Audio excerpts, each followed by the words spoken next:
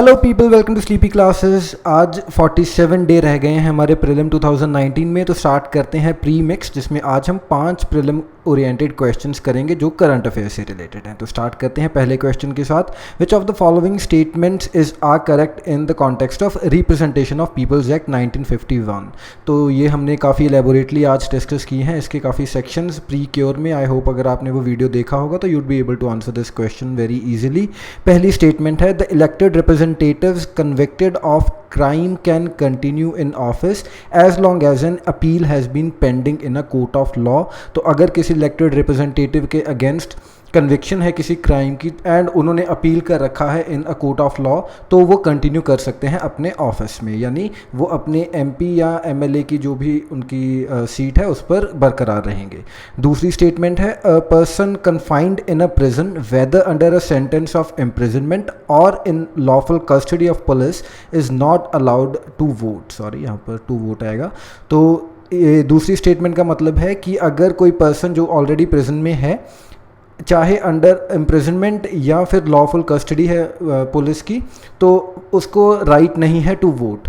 तो आपके ऑप्शंस हैं 1 only, 2 only, 1 and 2 and none of the above. You can pause and the correct answer is 2 only. तो जो पहली स्टेटमेंट है वो गलत है। कैसे जानते हैं इसके बारे में? तो सेक्शन 8 क्लॉज 4 था जिसको अनकॉन्स्टिट्यूशनल डिक्लेयर कर दिया गया था इन लिली थॉमस केस। तो इसमें यही चीज़ थी कि अगर कोई इलेक्टेड रिप्रेजेंटेटिव है, चाहे वो एमएलए है चाहे वो एमपी है, अगर उनको कॉन्विक्ट कर दिया गया है फॉर एनी क्राइम, तो वो अब अपनी सीट को नहीं वैसे रख सकते। They are not liable to stay in office till that time, जब तक कि उनके ऊपर फैसला नहीं होता। एंड ये जो प्रोविजन थी इसको हटा दिया गया था from the representation of people's act. इसके बाद सेक्शन 62 है जो रिलेटेड है रिगार्डिंग अ पर्सन जो इन प्रिजन है। So this section basically bars a person confined in a prison from voting in an election. तो ये अगर आप थोड़ा डिटेल में जानना चाहते हैं तो आज का जो प्री क्योर का वीडियो है उसको देखिए, उसमें ये इससे भी 2-3 और ज़्यादा सेक्शंस जो हैं वहाँ पर डिस्कस्ड है। मूविंग ऑन, क्वेश्चन नंबर 2 है, government e market place is a one stop portal to facilitate online procurement of various government departments, organisations and PSUs. In this context which of the following statements is are correct. तो आपको government e market place से related ये दो statements हैं, इनमें से बतानी है कौन सी करेक्ट है। तो पहली स्टेटमेंट बोलती है, the portal shall be use to procure goods and services from the available suppliers without any auction और बिडिंग। तो जो भी पोर्टल पर जो सप्लायर्स हैं जो अवेलेबल हैं उनसे आप सामान खरीद सकते हैं विदाउट एनी बिडिंग। एंड जो दूसरी स्टेटमेंट है वो बोल रही है, only the central government departments and PSUs are authorised to procure from the portal. तो सिर्फ सेंट्रल गवर्नमेंट के डिपार्टमेंट्स एंड जो पब्लिक सेक्टर अंडरटेकिंग्स हैं वो ही सिर्फ जो सामान है वो खरीद सकते हैं या सर्विसेज है वो खरीद सकते हैं फ्रॉम दिस पोर्टल। तो आपके ऑप्शंस हैं 1 only, 2 only, 1 and 2 only, none of the above. You can pause and the correct answer is D, none of the above. तो दोनों स्टेटमेंट्स गलत हैं। कैसे? अगर आपने आज का वही जो प्री क्योर का वीडियो है अगर आपने देखा होगा तो वहाँ पर थोड़ा डिस्कस किया था इसको भी। तो ये जो पोर्टल है गुड्स एंड सर्विसेज, तो इसमें प्रोक्योर की जा सकती हैं लेकिन एक लिमिट है। अगर जो सामान है वो 50,000 रुपीज़ से कम का है तो जो भी अवेलेबल सप्लायर है बिना किसी ऑक्शन या बिड के आप वहाँ से सामान ले सकते हैं। लेकिन अगर 50,000 से ज़्यादा है एंड 30 लाख तक का है तो अलग प्रोविजंस हैं उसके लिए, फिर ऑक्शनिंग होगी, रिवर्स बिडिंग होगी। एंड सिमिलरली अगर 30 लाख से ज़्यादा का है तो उसके लिए फिर जो क्वालिटी चेक्स हैं वो थोड़े स्ट्रिंजेंट हो जाते हैं।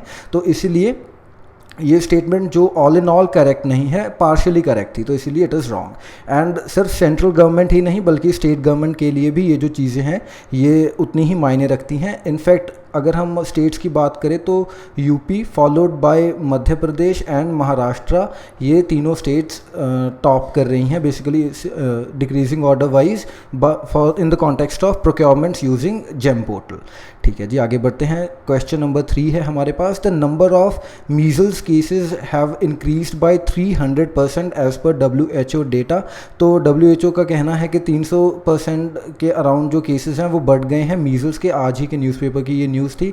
तो इसी कॉन्टेक्स्ट में आपको बतानी है ये स्टेटमेंट्स में से कौन सी इनकरेक्ट है, तो ध्यान रखिएगा इनकरेक्ट बतानी है आपको।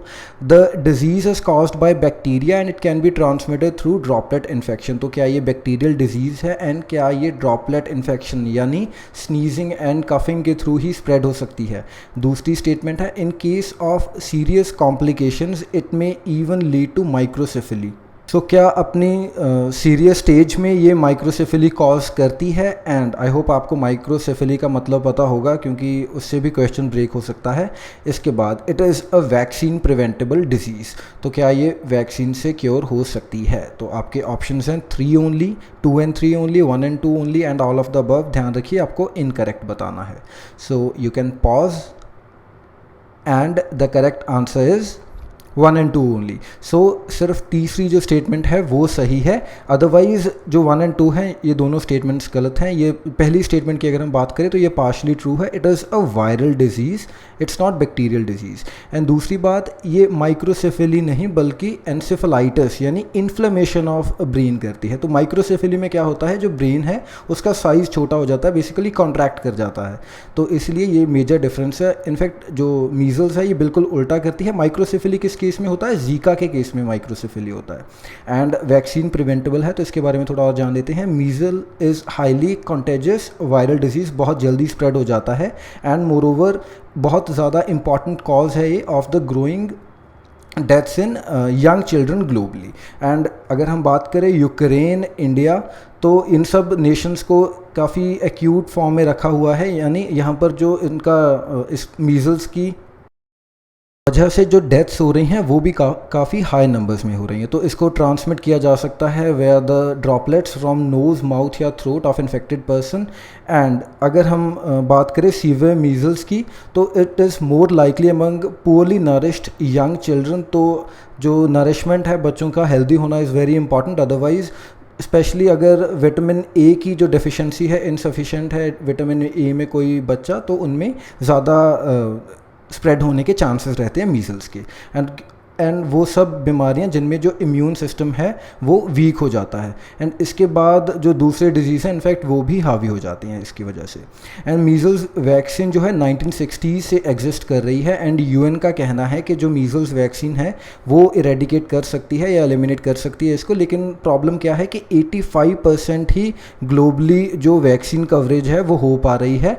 एंड अगर हम आउटब्रेक्स की बात करें, डिजीज़ आउटब्रेक जैसे आपने सुना होगा कई बार, तो उस केस में एटलीस्ट 95% जो वैक्सीन कवरेज है होनी चाहिए होती है, लेकिन मीजल्स के केस में प्रेजेंटली इट इज़ 85%। तो ये यूएन का कहना है।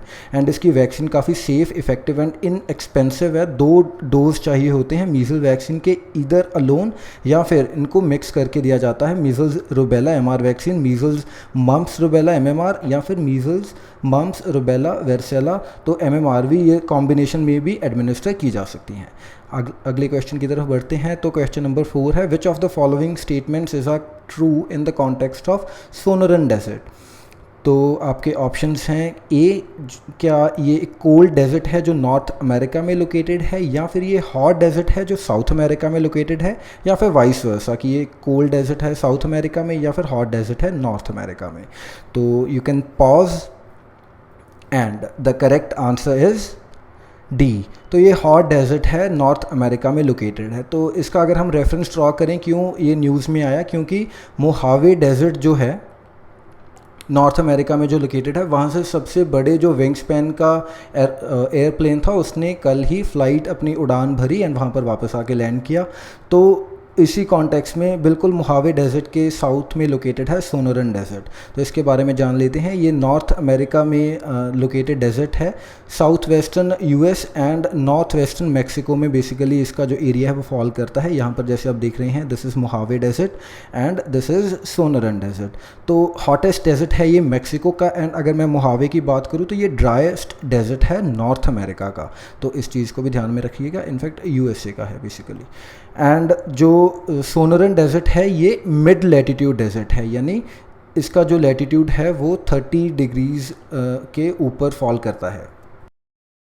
एंड इन डेजर्ट्स के रिलेटेड एक और जो इम्पॉर्टेंट चीज़ क्या है, यहाँ पर से कोल्ड करंट गुजरता है, कैलिफोर्निया कोल्ड करंट, तो उसकी वजह से जो अप्रोप्रिएट जो बारिश है वो नहीं हो पाती इन रीजन्स में। मोर ओवर यहाँ पर जो माउंटेन्स हैं, आपको कमेंट्स में बताना है यहाँ पर कौन से माउंटेन रेंज आती है, तो उनकी वजह से ये रेन शेडो एरिया में भी आ जाते हैं। तो एज़ यू नो 3 रीजन्स हो सकते हैं किसी भी जगह के डेजर्ट बनने के। पहली बात क्या है कि वहाँ पर या तो कोल्ड करंट हो, जो कि इस केस में है, दूसरी बात कि जो रेन शेडो एरिया में फॉल कर रहे हों, एंड तीसरी कंडीशन क्या है, इंटर कॉन्टिनेंटैलिटी, यानी वो एरिया ओशन से बहुत ज़्यादा दूर है।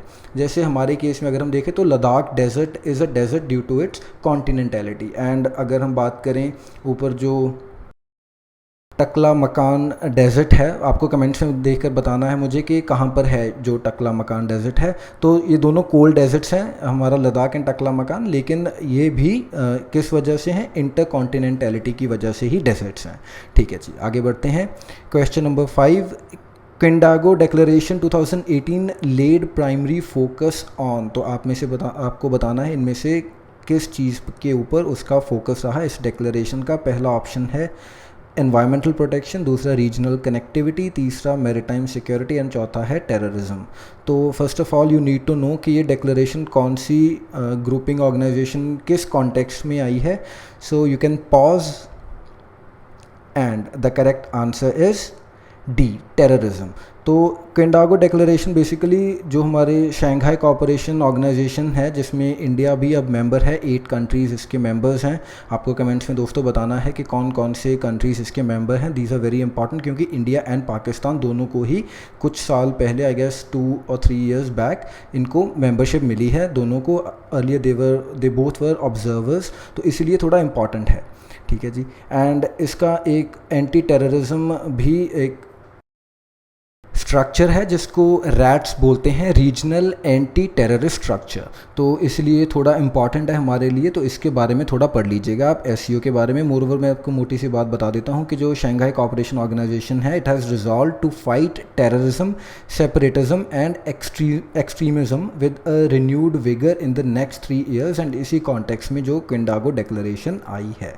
ठीक है जी। तो अब आपको बतानी है कमेंट्स में इसके जो कंट्रीज़ हैं जो मेंबर्स हैं एससीओ के।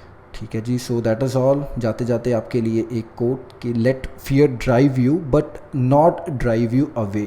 तो अगर आपके दिल में थोड़ा डर रहेगा प्रीलिम का, तभी आप रात भर जाकर या सुबह जल्दी उठकर, जैसे भी आपको अच्छा फील हो, आप पढ़ाई करेंगे। अदरवाइज़ क्या होगा कि if you are driven away by it, तो फिर आपके दिमाग में आएगा कि वैसे भी नहीं होना तो शायद मैं छोड़ ही देता हूँ, मैं क्यों इतना जो अपनी सरदर्दी लूँ इन सब चीज़ों की।